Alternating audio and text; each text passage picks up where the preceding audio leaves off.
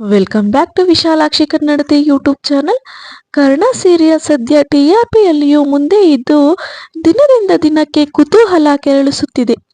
Young and energetic ಆಗಿರೋ ಕರ್ಣನ ಕಂಡು ಹಲವಾರು ಜನರು ಫಿದಾ ಆಗಿರೋದು ಇದೆ.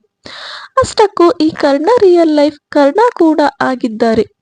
ಅಂದ ಹಾಗೆ ಕರ್ಣ ಅವರ ರಿಯಲ್ ಹೆಸರು ಕಿರಣ್ ರಾಜ್. ಅನಾಥ ಮಕ್ಕಳಿಗೆ ನೆರವು ನೀಡುವ ಜೊತೆಗೆ ಸಮಾಜ ಸೇವೆಯಲ್ಲಿ ತೊಡಗಿಸಿಕೊಂಡಿರುವವರು ಕಿರಣ್ ರಾಜ್. ಅವರು ತಮ್ಮ ಆದಾಯದ ಒಂದು ಭಾಗವನ್ನು ಮೀಸಲಿಟ್ಟಿದ್ದಾರೆ. ಅವರು ಅನಾಥಾಶ್ರಮ, ಬಡವರಿಗೆ ಮತ್ತು ಬೀದಿ ಬದಿಯ ಜನರಿಗೆ ಆಹಾರ, ಊಟ, ಬಟ್ಟೆ, ನೋಟ್ಬುಕ್ಗಳಂತಹ ಅಗತ್ಯ ವಸ್ತುಗಳನ್ನು ವಿತರಿಸುತ್ತಾರೆ. ಅವರು ಹಬ್ಬಗಳ ಸಂದರ್ಭದಲ್ಲಿ ವಿಶೇಷವಾಗಿ ಸಹಾಯ ಮಾಡುತ್ತಾರೆ ಮತ್ತು ಕೋವಿಡ್ ಸಮಯದಲ್ಲಿಯೂ ಕೂಡ ಅವರು ಸಾಕಷ್ಟು ಸೇವೆ ಮಾಡಿದ್ದಾರೆ. ಅಂದ ಹಾಗೆ ಕಿರಣ್ ರಾಜ್ ಅವರಿಗೆ ಈಗ 32 ವರ್ಷ ವಯಸ್ಸು.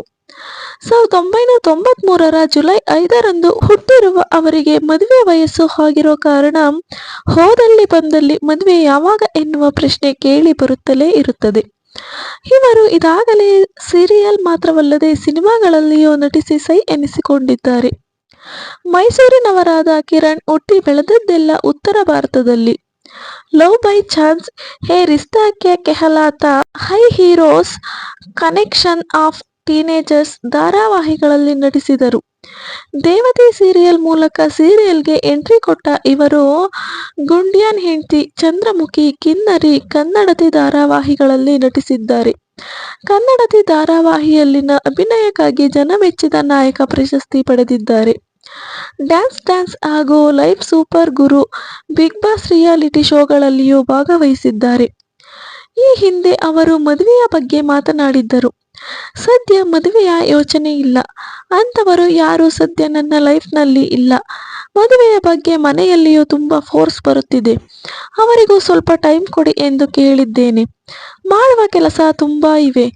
ನಟನಾ ಕ್ಷೇತ್ರದಲ್ಲಿಯೂ ಸಾಕಷ್ಟು ಮುಂದಕ್ಕೆ ಹೋಗುವುದು ಇದೆ. ಎಲ್ಲವೂ ಸೆಟಲ್ ಆದಮೇಲೆ ಮದುವೆಯ ಪ್ಲಾನ್ ಮಾಡುತ್ತೇನೆ. ಅಲ್ಲಿಯವರೆಗೂ ಏನೂ ಇಲ್ಲ ಎಂದು ಹೇಳಿದ್ದಾರೆ. ಇವರ ಲೈಫ್ನಲ್ಲಿ ಯಾರೂ ಹುಡುಗಿ ಇಲ್ಲ ಎನ್ನುವ ಸಮಾಧಾನ ಇವರ ಮಹಿಳಾ ಫ್ಯಾನ್ಸ್ಗೆ ಉಂಟಾಗಿದೆ. ಅಷ್ಟಕ್ಕೂ ನಟನೆಯಿಂದ ಪ್ರೇಕ್ಷಕರ ಮನಸ್ಸು ಕದ್ದು ಗೆದ್ದಿರೋ ನಟ ಕಿರಣ್ ರಾಜ್ ಸೀರಿಯಲ್ಗಳ ನಟರ ಪೈಕಿ ಅತಿ ಹೆಚ್ಚು ಸಂಭಾವನೆ ಪಡೆಯುತ್ತಾರೆ ಎನ್ನುವ ಮಾತು ಇದೆ. ಹಿಂದೊಮ್ಮೆ ಈ ಪ್ರಶ್ನೆಯೊಂದು ಅವರಿಗೆ ಸಂದರ್ಶನದಲ್ಲಿ ಎದುರಾಗಿತ್ತು. ಅದಕ್ಕೆ ಜಾಣ್ಮೆಯಿಂದ ಉತ್ತರ ಕೊಟ್ಟಿರೋ ನಟ, ನಾನು ಗೂಗಲ್ನಲ್ಲಿ ಈ ಬಗ್ಗೆ ನೋಡಿದ್ದೇನೆ ಎಂದಿದ್ದರು. ಆದರೆ ತಾವು ಹೆಚ್ಚು ಸಂಭಾವನೆ ಪಡೆಯುತ್ತಿರುವ ನಟ ಹೌದೋ ಅಲ್ಲವೋ ಎನ್ನುವುದನ್ನು ಬಾಯಿ ಬಿಟ್ಟಿಲ್ಲ.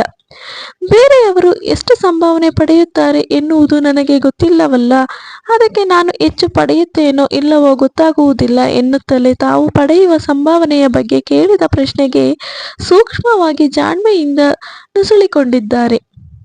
ಸೊ ಈ ವಿಡಿಯೋ ತಮ್ಮೆಲ್ಲರಿಗೂ ಇಷ್ಟ ಆಗಿದ್ರೆ ವಿಡಿಯೋಗೆ ಲೈಕ್ ಮಾಡಿ, ಶೇರ್ ಮಾಡಿ ಮತ್ತು ನಿಮ್ಮ ಅನಿಸಿಕೆ ಅಭಿಪ್ರಾಯಗಳನ್ನ ಕಮೆಂಟ್ ಮೂಲಕ ತಿಳಿಸಿ. ಹಾಗೆ ಇನ್ನು ಯಾರು ವಿಶಾಲಾಕ್ಷಿ ಕನ್ನಡದ ಯೂಟ್ಯೂಬ್ ಚಾನಲ್ನ ಸಬ್ಸ್ಕ್ರೈಬ್ ಮಾಡ್ಕೊಂಡಿಲ್ಲ, ದಯವಿಟ್ಟು ಚಾನಲ್ನ ಸಬ್ಸ್ಕ್ರೈಬ್ ಮಾಡ್ಕೊಳ್ಳಿ ಅಂತ ಹೇಳ್ತಾ ವಿಡಿಯೋನ ಎಂಡ್ ಮಾಡ್ತಾ ಇದ್ದೀನಿ. Thank you.